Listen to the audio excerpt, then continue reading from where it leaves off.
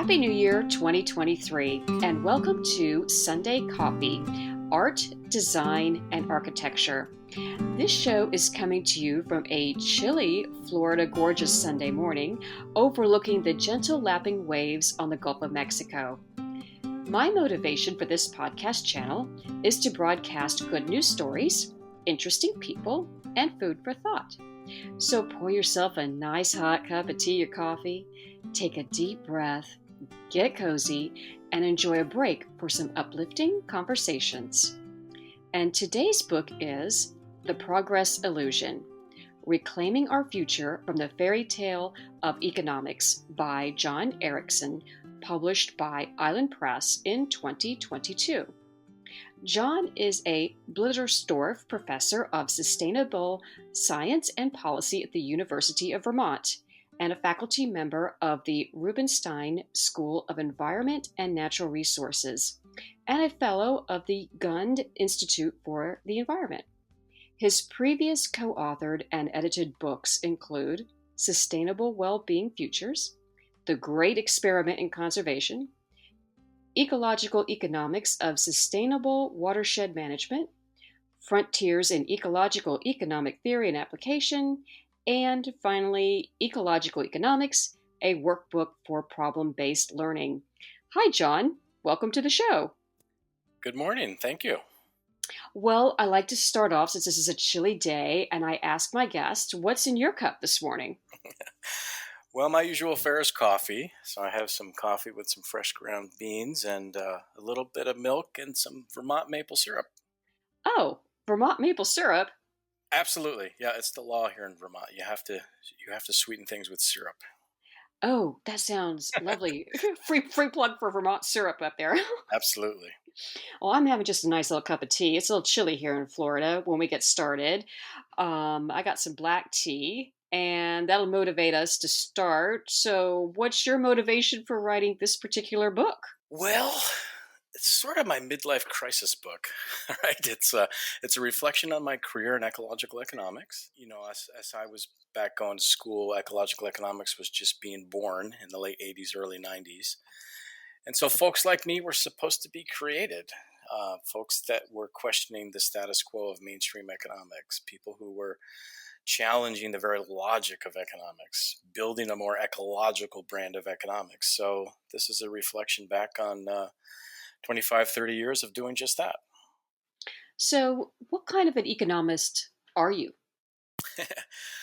Well, I call myself an ecological economist. So the intent here is to really think more like an ecosystem.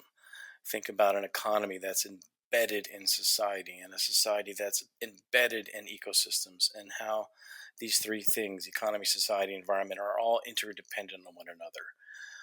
That the health of the economy goes with the health of the environment ultimately. So ecological economics, we're really trying to promote a new idea of an economy that obeys the laws of nature instead of the made up laws of humans.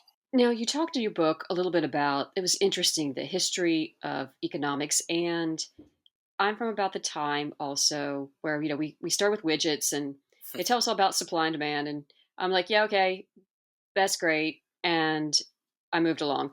So can you tell us a little bit more about the history of teaching or training economists? What is that about? How do we get started with all this?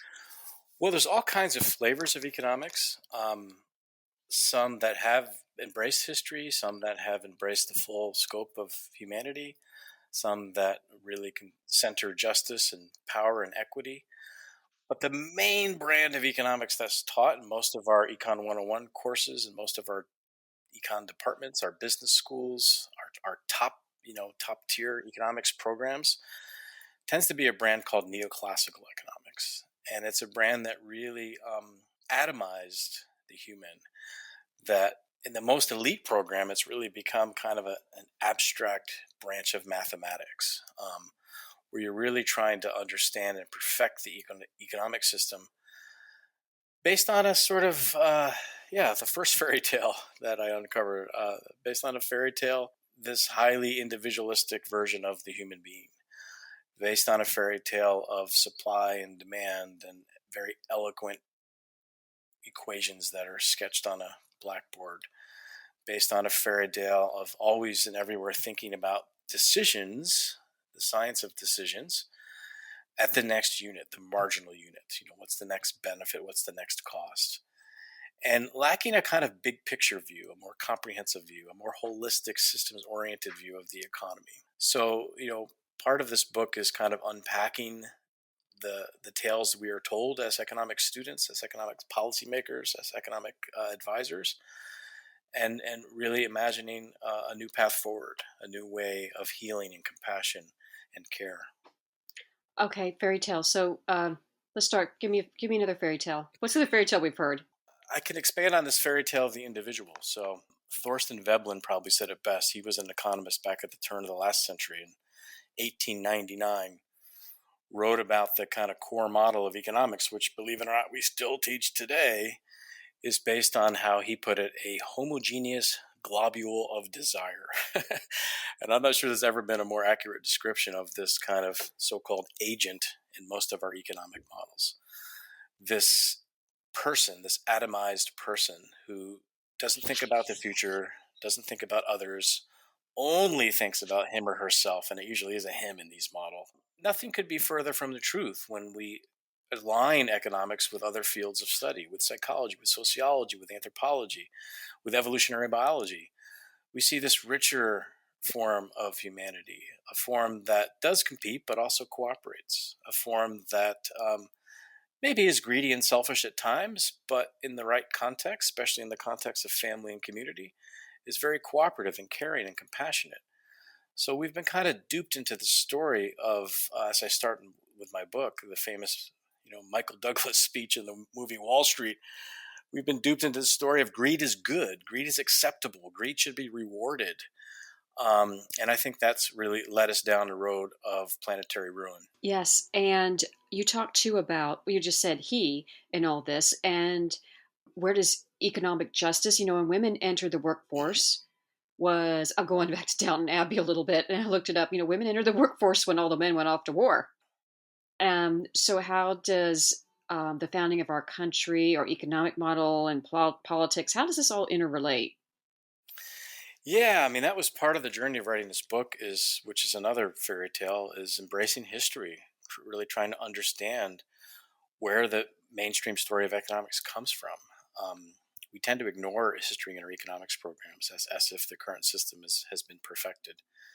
Yet, if you go back in time, you realize that the rise of economics as a male dominated discipline, as a highly isolated discipline, isolated from other social sciences and other natural sciences, really arises kind of hand in hand with a wealthy elite class in the Americas and in the UK and Europe. It arises hand in hand with a kind of power grab. Now, granted, most people go back to the sort of the prophet, if you will, Adam Smith, as the founding of modern economics, and back in particular to his Wealth of Nations in 1776. And in his life and time, he was trying to develop a kind of economics that took power away from the merchant class, away from the state, away from the church, and towards the individual, right? Towards individual rights. And that was a very worthy pursuit. But we've kind of swung that pendulum all the way to really lifting the individual, particularly the individual already with power and privilege, above all else. And so, yeah, part of this writing this book was to understand how that pendulum in economics has swung back and forth between highly individualized, highly market-based, highly greed-oriented flavors of economics to flavors of economics that are more feminist in origin. For example, feminist economics is a heterodox school of economics that really tries to understand that all flavors of economics are based on power, are based on struggle, right? Are based on competition between classes and races. And so we tell this story in economics of like objectivity, right? As if we're just describing the world go by and that economics is values free, and nothing could be further from the truth. Well, okay, that kind of leads to another thought is, why do we use, you said in your book about the economics to sidestep moral judgments on what we value? Yeah. So, I mean, if you think about how we've mathematized and atomized the individual in economics, it helps us kind of avoid moral arguments, moral persuasion, moral questions. In fact, if you go back to the early days of economics, Adam Smith and Karl Marx and Thorstein Veblen, who I mentioned, and all the folks who kind of crafted the study of economics in the 1800s, 17 and 1800s, they were called moral philosophers. Their job was to sort of make arguments around the morality of exchange and the morality of labor and the morality of capital ownership. And as economics became mathematized and created into this highly abstract model, things like morality were left to the wayside. Things like land and environment were left to the wayside. Everything was counted in widgets and dollars. And so economics training nowadays kind of, as I said, yes, you said, sidesteps moral questions because it says, well, let the market figure it out. Go to the marketplace and vote with your dollars. This is fair. This is just. Just let people signal to this omnipotent being, the market, of what their preferences are. And who are we, other people or the state or collections of humans, who are we to tell the individual what to do with his or her hard-earned money? And so when you start to sort of center morality and center power and ask questions like, where do those so-called earnings come from? Do they come from just the individual, or they come from investments of society? Do they come from the equity of the environment? Then you really start to unpack the questions that the original economists, the classical economists, were talking about. Well, I guess my spontaneous question is, where do I get my hard-earned dollars to go vote with? Yeah, so this is the separation between voting with your vote and voting with your dollar, right? So part of the sidestep of morality and economics is, as I said, go to the marketplace and vote with your dollars. Well, not everyone has a dollar to vote with, right? Not all preferences of what we'd like in this world, what we'd like in society, are accurately displayed through the dynamics of supply and demand, what Smith called the invisible hand. Markets and economics shouldn't trump governance and democracies, shouldn't trump the ability of communities of people to come together, right, and decide on a set of rules. Economics itself, capitalism itself, is based on a set of rules, and so we should always and everywhere ask, who are the rules written by and for? This is huge. And this is another part of the illusion of economics. If we just craft our decision systems to decide only about the next thing, right? The next widget, the next choice, the next benefit, the next cost. And based on kind of, go to the marketplace and vote with your dollars on the next, right? Go to the grocery store and buy your next grocery. Go to the marketplace and sell your next unit of labor. The reality is when you add up all those small decisions over time, they often result in an outcome that none of the individual decision makers never would have voted for. It's what economist Alfred Kahn called the tyranny of small decisions, right? Each of those individual decisions makes sense in this kind of sense of a person at a point in time thinking about themselves. But when you add up all those decisions together and they result in failing schools, they result in traffic jams, they result in climate change, species extinction, right? They result in wild swings within the marketplace. We have to ask ourselves, if market trumps democracy, do we have this backwards? Well, that made me think too is, okay, I vote with my dollars. And by the way, I have my own business, so I do understand the practical part of. I have a very small business, and when I want to buy transportation, I have been to Europe and I've been across the United States, and I love my car, but I don't need it for everything. But I don't have a choice but to buy some type of a car. Do I really have choice that I think I have? Well, that's the point, right? The market only reflects the choices that were created by certain people's preferences with certain buying power. What's not reflected is in the things that we wish we had: a better public transport system, right? investments in climate mitigation, climate adaptation, better, stronger rules and governance that we all have to play by. So what we've done in ecological economics is we've kind of flipped the goals on their head. Basically, in economics, the goal is to grow the system forever and forever, amen, and to grow it in the most efficient way possible. We say instead that in a 21st century economy, we should first and foremost be asking the question, growth for what purpose, growth for whom, and growth for how long, right? We can't grow this thing called the economy inside a finite environment forever and ever and ever and ever. And in fact, growth has benefits and growth has costs. So what we tend to do in economics is tally the benefits and ignore the costs, or tally the benefits and externalize the costs on those without power, like the future. So if we first and foremost ask the question, what size should the economy be relative to the sustaining and containing ecosystem? That's an important question. The sustainable scale of an economy that we just don't ask in your basic mainstream economics class. And then we should be also asking, sort of hand in hand, who gets the benefit and who pays the cost of this economic system. By my read, what we've done is we've created, it's kind of rugged individualism, rugged capitalism for the poor, and socialism for the rich in a country like ours, where it's those who've been able to garner power and keep it through buying that power in the halls of Congress and elsewhere that have if you will, rigged the economic system in their favor. But again, we don't get to that question of justice and power because we only lead with the last question, the last goal, which should be efficiency, right? The marginal benefits and marginal costs, right? How should we efficiently allocate resources over time? If you lead with the efficiency question, you might never get to the scale and distribution question. And so we have this kind of three-tiered goal system in mind in ecological economics.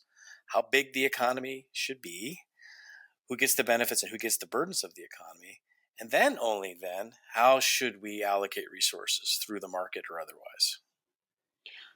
Well, that was okay. That's a good All right, that segue. was a mouthful. You got me up on my soapbox now. Good. Okay, that's perfect. So I didn't know that there was a summit and they decided to tally up how much the ecology is worth. And they came up with a number. Can you tell us more about how did all this ecological numbering start? Yeah, I mean, my colleagues in ecological economics, we've been on this slippery slope. We realize that the rules of the game currently as written are rules that are written in terms of dollars. That value is written in terms of gross domestic product. That most decision makers just want to know what's the cost benefit ratio. How much is it going to cost? What are we going to get in return for benefits? So if you stay within that system, the challenge is, of course, all those things that don't fit into the market model. For example, a stable climate, habitat for non-human species, fresh water that comes so-called for free from common resources like lakes and rivers and streams and groundwater. If these things aren't tallied and traded in the marketplace, then they're all but ignored, or at least they're undervalued, right? And so some of the exercises that have happened in ecological economics is to go about trying to put dollar values on these so-called non-market benefits and costs, pricing the priceless, if you will, like a stable climate. An article came out in, I think it was 1997 or 98, front cover of the journal Nature on pricing the planet, right? With an exercise that tallied the planet at the time, the worth of the non-human part of the planet is 3 times the value of global world product or global GDP. So again, I mean, that's a great exercise to kind of point to decision makers and say, hey, look at all of these economic benefits that we're ignoring by just tallying the things that are traded in markets. But there was also a worry that came along with that study. And the worry was if you commodify everything, then everything becomes, the word we use in economics is substitutable for one another, tradable for one another, right? If I start to say what a wetland's worth, or what soils are worth, or what the ability of a forced environment to stabilize climate, then can I sort of pay off the environment? Can I trade those things away? Can I say, hey, a wetland's only worth this much and a shopping mall is worth this much, so pave it over. Drill, baby, drill. Let's do this. So it's a slippery slope when we start to commodify nature. And it kind of prioritizes economic values over ethical and moral values. It prioritizes economic values over science informed democracy. Nowadays, you're more apt to see a conservation biologist argue for the worth of species in dollars and cents than an extinction risk. And I think that's problematic. I do too. I got my master's degree. I did a second career later in life. And you're right. Business has a finite ness to the market. I had a photography business and I quickly reached the finite of it. And of course, then we had, let's go back into this. I like this. Occupy Wall Street when we all crashed. Yeah. And then I did a career change for a lot of reasons, but that was one of them. How does Occupy Wall Street play into all this with our ecology? Yeah. Well, every time the growth model stops working, when we go into a recession, especially a deep recession like we were in 2008, 2009, people sort of look up from their busyness and go, hey, system's not working. It's not working for me. It's not working for my kids. It's not working for my family.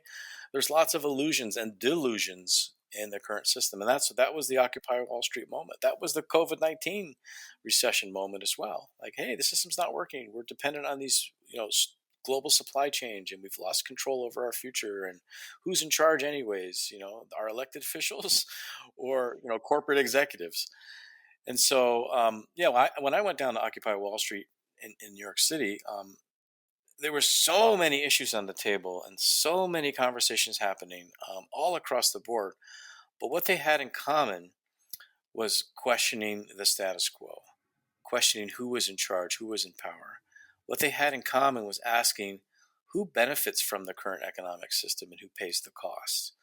And I think from Occupy Wall Street, we got the 1% narrative. From Occupy Wall Street, we got things such as the popularity of the Senator Sanders presidential campaign, two runs at it. From Occupy Wall Street, there was a wake-up call of a lot of people saying, we don't want to go back to normal. Normal was already broke.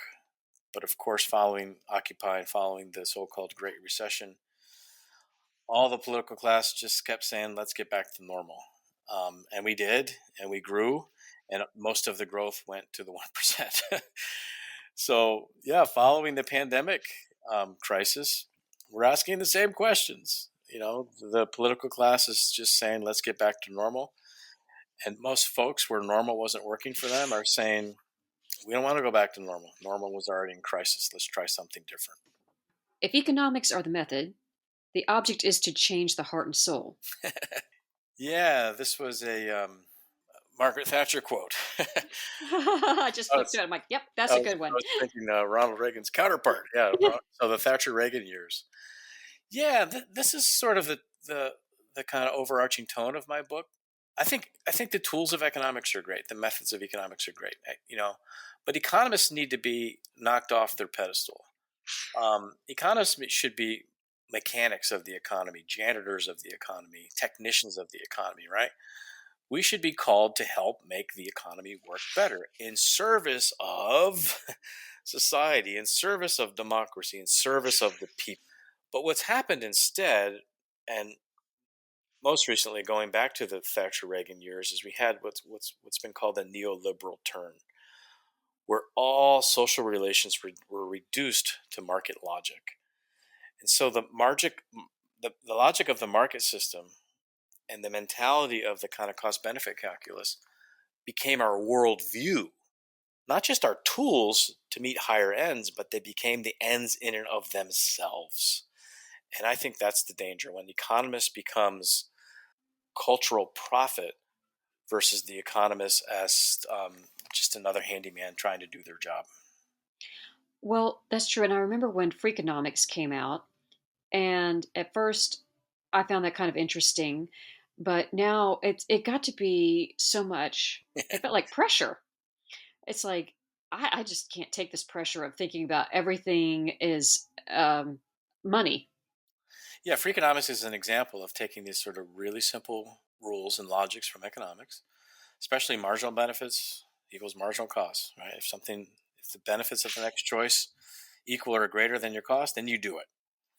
And so all we need to do is take that logic and reduce everything to that calculus, benefits and costs. And that's essentially what free economics does. Reduces everything, all social relations, all environmental relations, relations between, with your spouse, with your partner, with your kids, with your family, reduce them all to economic units, and we can use this system to make all our choices for us. There's a lot of humanity that's lost it down that path, right? And a lot of assumptions that are made in this so-called value-free system of market exchange. A lot of assumptions that are made about that homogeneous globule of desire that just aren't true. No, because, you know, I was a psychology major first. That was my bachelor's degree. And to I'd have to go look up the studies and see if they're what we have currently, but I don't think people make logical decisions at all. I mean, I think that most of the studies I remember from back in the day, we kind of showed even in our little experimental psych 101 class that we don't make logical decisions at all. Right. Yeah, and this is, when you start to kind of when economists partner with other disciplines, what is obvious to the everyday person on the street starts to become part of our research programs, right? For example, emotions often trump rational choice, right? And then you start to ask the question about the social and psychological context of choice. And you start to realize that what are so-called behavioral anomalies in the market model are actually how people think or how humans work. And so we've kind of gone through this period of trying to force the humans into the blackboard version of how human choice should work according to economics. And I think as a result, we've really taken many steps backwards.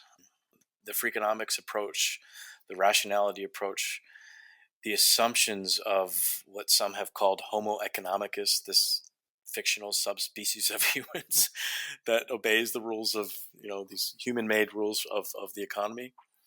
How long are we going to kind of go down that road and realize that what we know from psychology, from the neurosciences, all the hard-won research that's been done in other fields points to a kind of architecture that's been built in economics that is just without foundation, without moral foundation, and with a biophysical foundation. No, and I was sitting here thinking about my first business for about 20 years. I was a portrait photographer, and I knew people didn't make rational decisions. Yeah. And I did all my own sales and I did all my own bookings. I did the whole thing. I had an assistant help, with a lot of production work, but you could just see how our psychology plays into our choices. It was talk Yes. about being on a case study level of how it really works. Yeah, and the Madison Ave firms, the marketing world, the worlds of commercials, and the world that tries to sell us and create taste that we didn't even think we had. They threw out their Econ 101 books a long time ago, right? And they embraced psychology to truly understand our deepest desires and fears and to play on those. And the political science has done the same. The political class has done the same. Economics has lagged in this respect to kind of hang on to this fairy tale of rationality, and it's done great harm. Yeah, and I was thinking about I recently did a little webinar and interview on B.F. Skinner and how our behaviors too were not conscious of getting all this positive and negative reinforcement for things and how that even plays into our economic choices. Right. Yeah. So when economists have worked with behavioral scientists, would work with neuroscientists, and have tested their assumptions empirically, not surprisingly, we've learned that our core assumptions to these behavioral models don't hold up. And now, of course, your sort of hardcore mainstream economists will say, well, all models are wrong, some are useful, which was a statistician quote from George Box, right? All models are wrong and some are useful, which is true. all models are wrong, some are useful, but I always amend that to ask useful for whom, right?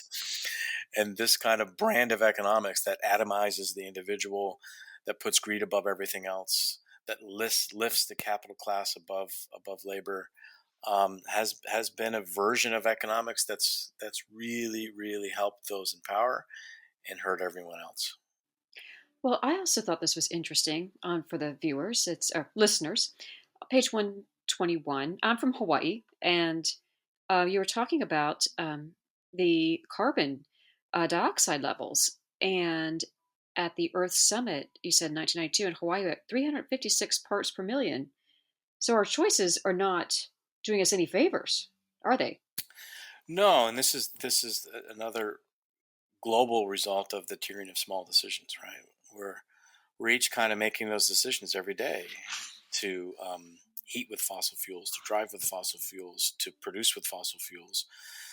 Yet each new unit of carbon dioxide, methane gas, other carbon chemicals that go into the environment, so-called greenhouse gases, is kind of slowly eating away at the very fabric of actually what makes the economy possible, which is a stable environment.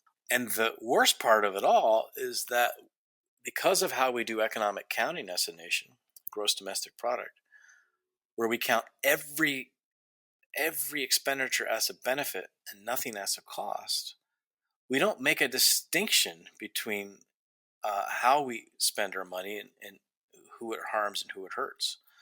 So, in the case of climate change, something like a wildfire or a hurricane or any other so called natural disaster actually ends up being, over the near term, an economic boom for many communities as they rebuild their lives, as they rebuild their towns, as they rebuild their communities.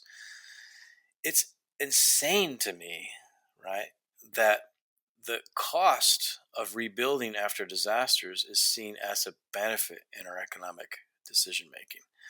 This has to change. Yes, go ahead. I'm sorry. I'm like, yeah, Yeah, Florida, I mean, hurricanes. well, there are so many of these. Speaking of logic, so many of these inconsistencies of what we call progress. When all we do is count this one holy grail, GDP, as our metric of human well being. So we, for a long time in ecological economics, have done the work where we go through GDP, our expenditures, and we count things as benefits and things as costs. We adjust for income and wealth distribution. We factor for all of the use of our time outside of the markets, which should also be valuable to humanity. Time with family, time with community, time with leisure, right? If we kind of construct a society that's just built on growing GDP as fast as possible, then you're also constructing a society that counts health care as how much money we spend on health, or a society that says when you have a child, to be a good economic citizen, you should get that kid into daycare as quick as possible and go back to work. Or a society that does not value your volunteer time because it takes away from your paid time. These are all things that, I don't know, maybe made sense at the birth of neoclassical economics, of the mainstream approach, of the birth of economic accounting back in the 30s and 40s, when it was all about, we got to grow in order to get people employed. But in a 21st century economy, man, are we kind of due for an update where we should really have a more diverse, pluralistic form of value, where we should stop solving the problems of growth with more growth, where we should really maybe shift our attention away from the kind of problems of a young economic system, like growth and competition, and towards a maturing economic system, like resilience and cooperation. Yes, and it made me think about, of course, I had to price my service as a photographer, but recently also it was priceless because a client, her husband passed away, and she looked through all those photos and all the emotions and memories and the priceless appreciation of that person really has value. You just can't price. Right. Yeah. I mean, I mean, this is the thing, and this is the absurdity of trying to price the priceless like the environment, is we've gone to great lengths to develop these surveys, willingness to pay, willingness to accept, and ask people to put dollar values on choices that should not and cannot be made in a market context. I mean, if you knew that an MRI was going to save your son or daughter's life, and someone like myself, an economist, came along and said, "What's that worth to you?" I mean, how do you how do you even go about figuring that out, right? Like, how much are you willing to pay for an MRI to save your kid's life? And this is what we do when we put values on nature, or when we put values on human survival, or values on non-human life. And so this is why when the tools of economics, like willingness to pay surveys, become the worldview of society, this is where I think there's great danger, and we should all be alarmed. What's the value of water? We do it all the time. Willingness to pay for water. We do economic value of a human life, and it more or less boils down to your lifetime productivity. So it means that the average American male is worth way more than a Bangladeshi woman. Is that the right ethical judgment we want to be using for how to do our business in society? I appreciate you saying that. It was a rhetorical question, but I agree. No, it's not the right thing. And the thing is when you bring business leaders together, they agree. For years I taught this kind of sustainable business boot camp, and we'd bring business folks in from all around the country to the University of Vermont, and we do this 1 week intensive on sustainable business. And my experience from that are people in business don't mind and even would like more, ready for this, regulation. They want the playing field to be set. They want to know the rules of the game. But what they don't like is when they're regulated and their competitors aren't, right? They want fair regulation. They want regulations that level the playing field. They want standard raising regulation, not standard lowering regulation.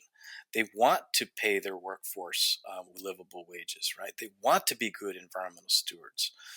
But when things are kind of crafted or institutions are created, or when the rules are written around competition at all costs, they get on a treadmill where they can't help themselves. Just to survive, they've got to do things that the business leaders themselves think are immoral.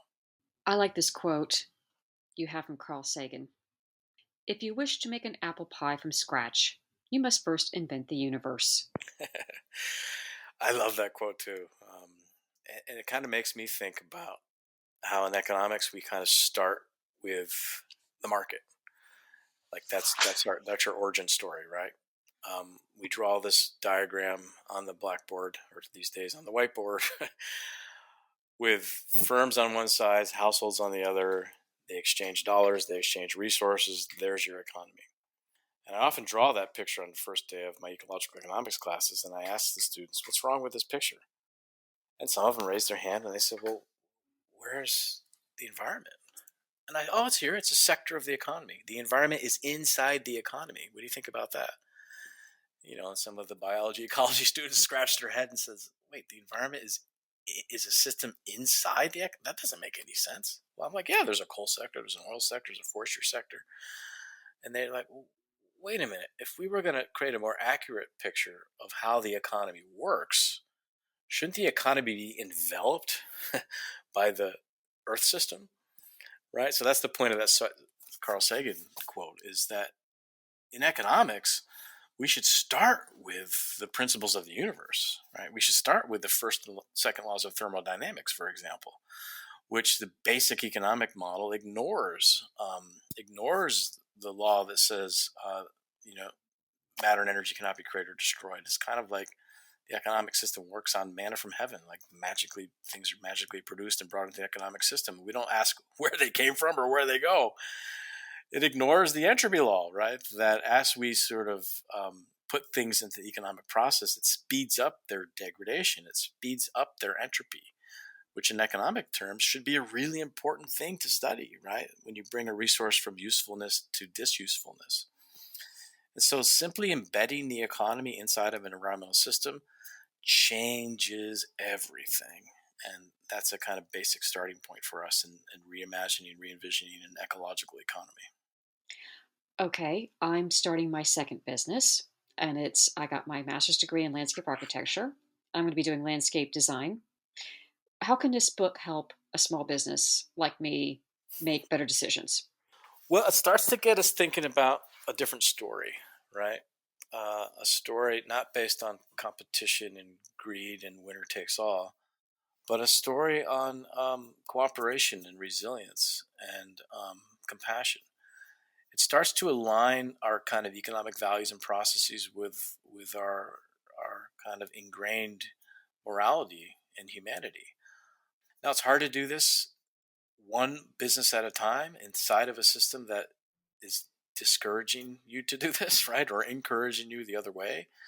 I have these conversations with business leaders in Vermont all the time. They're like, "Yes, we buy into the big picture you're trying to sell us, right? That we need to move to a post-growth world. We may even need to degrow in a place like the United States, where each new unit of GDP is probably at this point creating more costs than it's returning in benefits." But how do you boil that down to the micro unit of a single business or a single person, right? And the truth is, you can't. This is about systems change, right? This is about building alliances of businesses to push on the government to form better regulations, better governance. This is about changing the rules of the economic system from which you and others play in, play by. This means better community governance, better cooperation.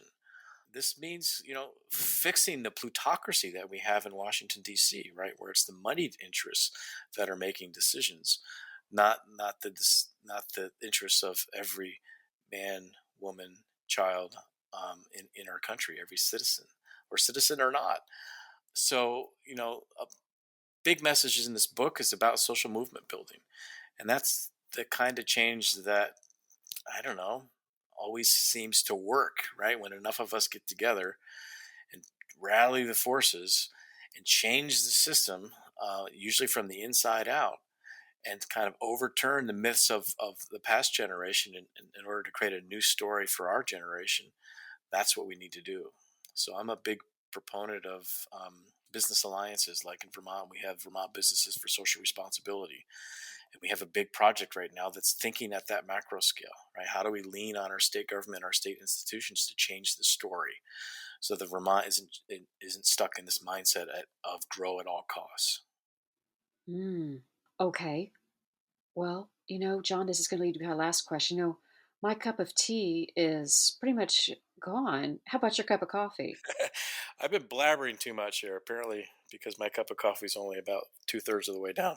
Oh, that's okay. That leaves a good segue, though. You'll be able to sip it after this. I know we've taken up all your time today. This has been an awesome conversation, and I'll tell everybody the name of the book and everything just a second again. Let's ask you, what projects are you working on now? Well, we have a really new, exciting project with the U.S. Department of Energy that is trying to develop an energy shed approach to our community energy choices. So, we've thought for a long time about watersheds, right? That communities are embedded in their watersheds, and that we need to be thinking about, care of our water. We've thought more recently about food sheds, right? The relationship of our communities and our households and our individuals with their food system. How much food comes from away and how much is grown right in our own backyards. And how do we strengthen food systems to make more resilient food systems from a relocalization perspective? What's exciting about energy sheds are similar kinds of questions, right? To kind of build a relationship with our energy systems.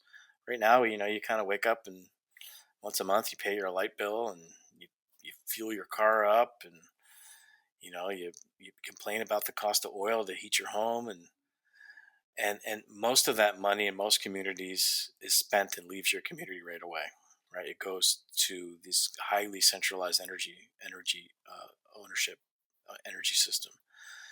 Thinking in energy shed terms really starts to get us thinking, well, where does our energy come from? Who pays the cost and who gets the benefits? How can we keep more of the benefits locally? How can we actually pay for more of the costs locally instead of externalize those costs on distant lands and distant peoples and distant futures.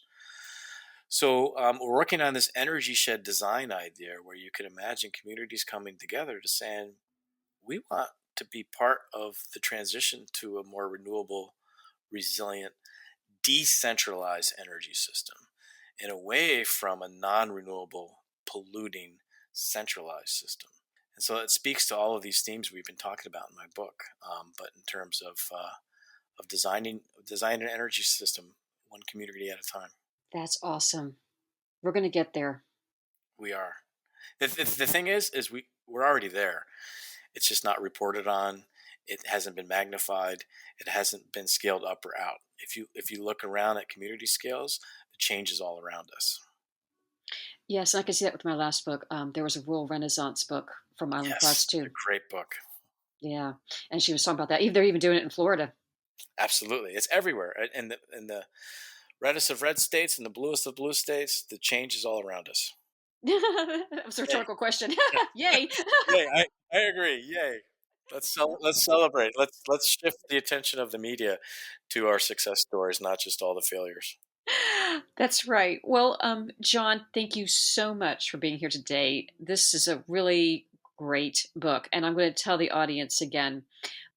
The book is The Progress Illusion: Reclaiming Our Future from the Fairytale of Economics by Jon Erickson, published by Island Press in 2022. And I'd like to thank you for being here today, Jon. I'm going to give a little shout out right now to Island Press because if the audience hasn't heard of them, I'm going to read from their press release here. They've got a lot of great books, and I want to thank them for the many books that I've featured on my podcast here. It was founded in 1984 to stimulate, shape, and communicate the information that is essential for solving environmental problems. Today, with more than 1,000 titles in print and some 30 new releases each year, it is the nation's leading publisher of books on environmental issues.